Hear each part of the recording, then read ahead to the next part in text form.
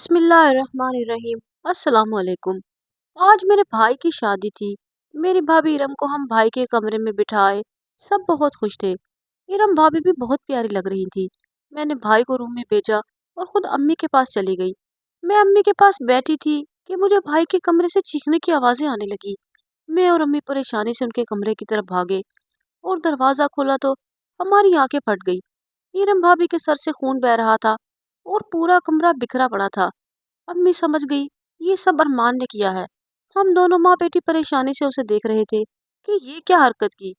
हमारी हैरत की इंतहा न रही कि इरम भाभी की इतनी बुरी हालत देखकर मैंने और अम्मा ने भाभी को होश दिलाया और उनकी पट्टी की। वो बहुत ज्यादा रो रही थी। अम्मा ने उन्हें बहुत मुश्किल से समझाया और दवाई देकर सुला दिया। अम्मा बाहर आई तो मैं फिक्रमंद होती उनके पास आ गई। अम्मा ने मुझे पुरसुकून रहने का बोला। मुझे एक बार फिर पुरानी बातें याद आने लगी और मैं कमरे में चली गई। अम्मी की एक जानने वाली ने अम्मी को अरमान की शादी का मशवरा दिया। अम्मी ने भी इस बारे में सोचा और रिश्ते वाली आंटी को इस काम पर लगा दिया। मुझे आज भी वो दिन याद है जब मेरी भाभी इरम हमारे घर में बहू बनकर आई थी।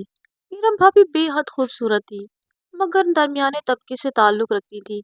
उनके अब्बू वफात पा गए थे और उनकी अम्मी घरों में काम करके उनका पेट पालती। मेरी अम्मी जब रिश्ता लेकर गई तो उन्होंने रब का शुक्र अदा किया और इरम भाभी दुल्हन बनकर हमारे घर आ गई। वो बहुत कम गो थी। दिन गुजरने लगे।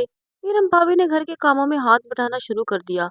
लेकिन उनकी एक आदत बहुत अजीब थी। वो जब भी किचन में खाना बनाने जाती तो अंदर से किचन को लॉक कर लेती और सबको बाहर निकाल कर खाना बनाती।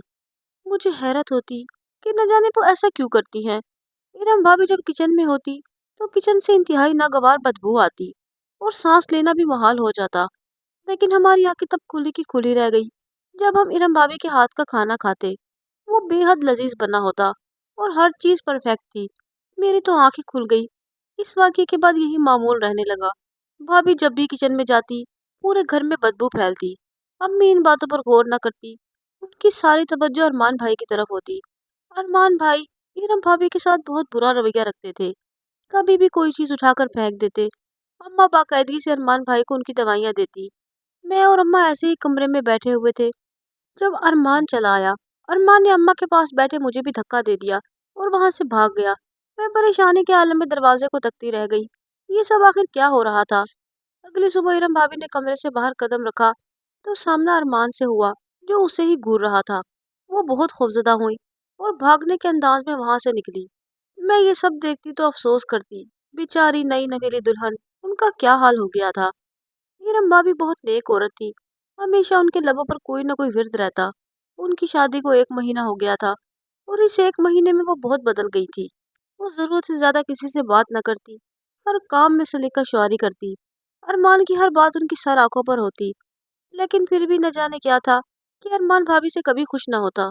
उसको देखकर बहुत अजीब रवैया करता करता और नुकसान पहुंचाने की कोशिश करता। एक दिन भाभी और मैं कोई काम कर रहे थे कि अरमान आ गया और गुस्से में भाभी को बोलने लगा, कहाँ थी तुम? तुमसे कहा भी है मुझे गंध से एलर्जी है, लेकिन तुम तो न जाने किस मिट्टी की बनी हो। मेरी बातों का तुम पर असर ही नहीं होता। चलो जल्दी से मेरा कमरा साफ करो। वो भाभी को साथ ले गए। मुझे भाभी पर हैरत होती कि कैसे वो तजलील बर्दाश्त करती हैं। मैं उनके कमरे में अपना फोन लेने गई तो मेरी आंखें खुल गई। अरमान भाभी से ड्रेसिंग टेबल साफ करवा रहा था जो शीशे की तरह चमक रही थी। लेकिन अरमान बार बार उसे साफ करवाता और इरम भाभी बिना चूं चरा किए मान जाती। मैं घूम कर रह गई। भाई की अजीब हरकतें थी जो मेरी समझ से भी बाहर थी। मैंने अम्मा से इस बारे में पूछा तो उन्होंने कहा कि वक्त के साथ ठीक हो जाएगा। अभी शादी को दिन ही कितने हुए हैं। अम्मी की बात पर मुझे जरा तसल्ली ना हुई। क्या हुआ अगर इरम भाभी गरीब घर से ताल्लुक रखती थी? क्या वो इंसान नहीं? कि उनको दर्द नहीं होता? मैं अम्मी की सोच पर हैरान थी। कैसे वो भाभी की खामोशी का फायदा उठा रही थी। फिर तो ये सिलसिला चलता ही रहा। उनकी शादी को 6 महीने गुजर गए। भाभी अब अरमान भाई को समझने लगी थी। उनका हर काम कर देती। लेकिन उनको भाई की कुछ बातें बहुत परेशान करती। एक दिन भाभी ने मुझे बताया कि उन्होंने भाई को अपनी शर्ट से दीवारें साफ करते देखा। मैं हैरान हुई, ऐसा कैसे हो सकता है? तो वो बोली, सिर्फ ये ही नहीं बाजी, आपके भाई रात के वक्त तकियों की रुई में कुछ रख रहे होते हैं। मैं बहुत डर जाती हूँ। भाभी की ये बातें सुनकर मेरा चेहरा फक हो गया कि आखिर ये क्या माजरा है। मैंने इन बातों पर गौर किया और भाभी को अरमान के डॉक्टर से बात करने का कहा। भाभी ने जब उनसे बात की तो उनको जो खबर मिली, उनको लगा गोया क़यामत उन पर टूट पड़ी है। डॉक्टर ने उनको बताया कि अरमान का ज़हनी तवाज़ुन ख़राब है। ये बात तो इरम को शादी वाले दिन ही पता चल गई थी। डॉक्टर ने उससे कहा कि इसी वजह से वो ऐसी हरकतें करता है और ऐसे मरीजों को बाकायदगी से दवाई देनी चाहिए और उनको किसी भी तरह की आलात और मशीनरी से दूर रखना चाहिए। भाभी उनकी बात सुनने के बाद किसी काबिल न रही और वहां से आते ही अपने कमरे में बंद हो गई। मैंने दरवाजे पर दस्तक दी तो उन्होंने अंदर आने की इजाज़त दे दी।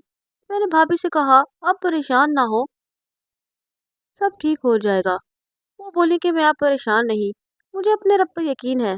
भाभी के लहजे में कामिल यकीन था और मैं उनके सब्र पर उनको देखती रह गई। आज से भाभी ने खुद को अरमान के लिए मुख्तस कर लिया। वो अरमान का सारा काम अपने हाथ से करती, उनकी दवाइयाँ वक्त पर देती, लेकिन अरमान की तबीयत में बेहतरी न लगी। वो शशदर थी कि इतने सालों से अरमान दवाइयाँ इस्तेमाल कर रहे हैं और कोई फर्क ही नहीं आता। ये बात बाई से हैरत थी। भाभी अम्मी से इजाज़त लेकर डॉक्टर के पास चली गई। भाभी ने डॉक्टर को दवाइयाँ दिखाई, जिनको देखकर डॉक्टर के चेहरे पर परेशानी के आसार आए। डॉक्टर ने जो इंकशाफ किया, वो सुनकर वो सकते में आ गई।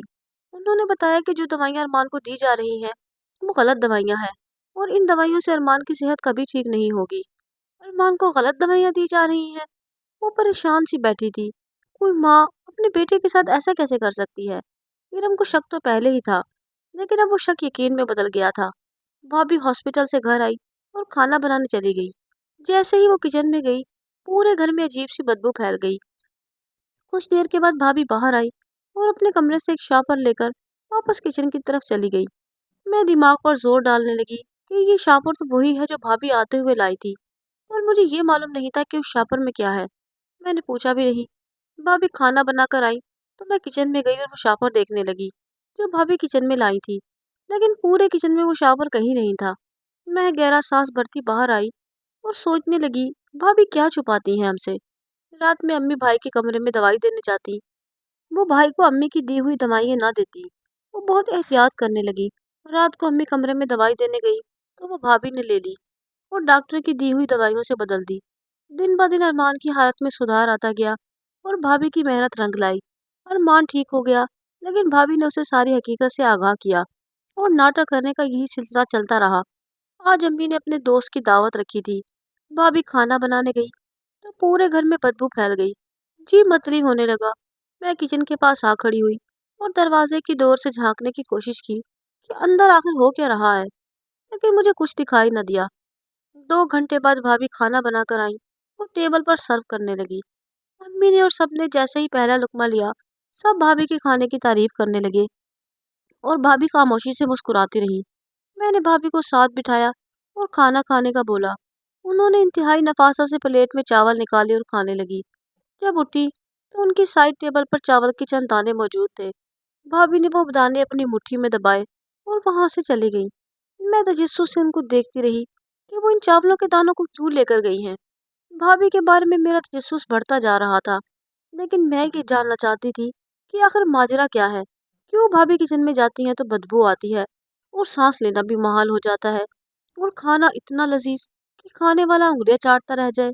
ये कौन सी करामत थी। मैं बहुत तलाश में रहती कि भाभी के राज का पता लगा सकूं, पर ऐसा कुछ ना मिल सका। भाभी की रूटीन वही थी, खाना बनाने का काम शौक से करती थी और खाना भी लजीज बनाती। अम्मी ने एक दो बार उनसे पूछा कि ये नागवार बदबू किस चीज की है जो तुम्हारे किचन में जाते ही आती है।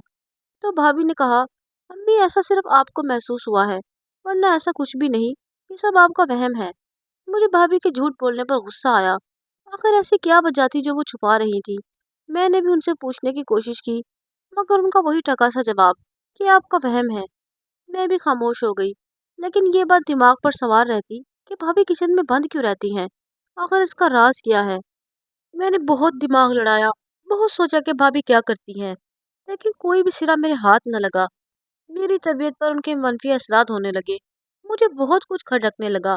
मैंने कुछ सोचकर किचन का रुख किया और भाभी के आने से पहले कैबिनेट में जाकर छुपकर सुराख से बाहर देखने लगी। थोड़ी देर के बाद भाभी आई और खाना बनाने लगी। भाभी ने खाना बनाया, लेकिन उसके बाद जो मंजर मेरी आंखों ने देखा, मेरे तो होश ही उड़ गए और आंखें फटी की फटी रह गई। मैंने देखा कि भाभी ने कोने वाला कैबिनेट खोला है। वहां से हमारे किचन का खुफिया रास्ता था। میں نے دیکھا کہ بہت سے بچے بوسیدہ حالت میں پھٹے پرانے کپڑے پہن کر اندر آ گئے ہیں۔ ان کی بدبو بے تحاشا تھی۔ ان کی تعداد تقریباً 3 تھی، 2 لڑکیاں اور 1 لڑکا۔ تینوں کی حالت فقیروں جیسی تھی۔ میری بھابھی نے ان کو خوب پیار کیا اور ان کے آگے دسترخوان بچھا دیا۔ سب بچوں کو بھابھی نے پیٹ بھر کر کھانا کھلایا اور پھر کچھ شاپر میں باندھ کر دے دیا۔ میں حیرت زدہ سی یہ سارا منظر اپنی آنکھوں کے سامنے دیکھ رہی تھی۔ بھابھی نے اسی راستے سے ان بچوں کو باہر نکال دیا جہاں سے وہ آئے تھے۔ بچوں کے جانے کے بعد میں کیبنٹ سے باہر نکل کر بھابھی کے سامنے آ گئی۔ بھابھی مجھے دیکھ کر ڈر گئی۔ انہیں اندازہ ہوا کہ میں ان کا راز جان گئی ہوں۔ میں نے ان سے کوئی بات نہ کی اور کچن سے جانے لگی۔ ایرم بھابھی میرے پیروں میں پڑ گئی اور ایک ہی گردان کرنے لگی کہ باجی اماں کو نہ بتانا۔ میں نے ان کو کھڑا کیا اور بولا کہ آپ یہ کام چھپ چھپ کر کیوں کرتی تھی؟ ایسی کیا وجہ تھی کہ آپ نے یہ خفیہ راستہ چنا؟ انہوں نے مجھے بتانا شروع کیا کہ میں جہاں رہتی تھی وہاں میرے گھر کے ساتھ جھگیوں میں یہ 3 بچے رہتے تھے جن کے ماں باپ مر چکے تھے۔ میں نے ان کے ساتھ وقت گزارنا شروع کیا۔ وہ بچے بہت معصوم تھے، لیکن ہمارے پاس اتنی رقم نہ ہوتی کہ ان کو ایک ٹائم کا کھانا کھلا پاتے۔ میں نے شادی کے بعد دیکھا کہ ہمارے گھر میں رزق کی بہت بے قدری ہوتی ہے۔ بہت سارا کھانا روز کی بنیاد پر ضائع ہوتا ہے۔ ایک بار ہمت کر کے میں نے ان بچوں کو اماں کے پاس بھیجا کہ شاید وہ ارمان کی وجہ سے ان بچوں کی کچھ مدد کرے، لیکن انہوں نے ان بچوں کو بری طرح دھتکار دیا اور دھکے دے کر نکال دیا۔ جس بچے کو اماں نے دھکا دیا وہ بچہ 6 سالوں سے کینسر کا مریض ہے اور 2 بہنوں کا بھائی ہے۔ ہر روز نہ جانے کتنی تکلیف برداشت کرتا ہے اور میں بس کسی طرح ان کی مدد کرنا چاہتی تھی۔ میں بہت مجبور تھی۔ تب جا کر میں نے یہ ترکیب سوچی کہ میں بچوں کو کھانا کھلانے لگی۔ میں نے ایک دو بار اماں سے اس بچے کے علاج کے پیسے مانگے تو انہوں نے یہ کہہ کر انکار کر دیا کہ میرے پاس ابھی پیسے نہیں، جب ہوں گے تو دے دوں گی۔ اور یہی راستہ مجھے ٹھیک لگا۔ وہ بچہ بہت تکلیف میں تھا باجی، یہ مجھے بتاتے ہوئے رونے لگی اور میں بھی آپ دیدہ ہو گئی۔ مجھے اپنی امی کی بے حسی پر جی بھر کے غصہ آیا کہ وہ کسی معصوم کے ساتھ اس قدر ظلم کیسے کر سکتی ہیں۔ میں نے بھابھی کے ہاتھ تھامے اور ان سے وعدہ کیا کہ میں ان کا ساتھ دوں گی اور ہم اس بچے کا علاج کروائیں گے، چاہے کچھ بھی ہو جائے۔ رزق تو رب کی نعمت ہے جس کا ضیاع رب کو ناپسند ہے۔ اگر آپ اتنی وسعت رکھتے ہیں کہ کسی کی مدد کر سکے تو ضرور کریں۔ ہو سکتا ہے کہ آپ کی تھوڑی سی مدد سے کسی کی زندگی بچ جائے۔ مجھے امید ہے کہ آپ کو یہ کہانی اچھی لگی ہوگی۔ کہانی اچھی لگی ہو تو میرے چینل سٹ وائس کو ضرور سبسکرائب کریں۔ میں انشاءاللہ ایک نئی کہانی کے ساتھ کل پھر سے حاضر ہوں گی۔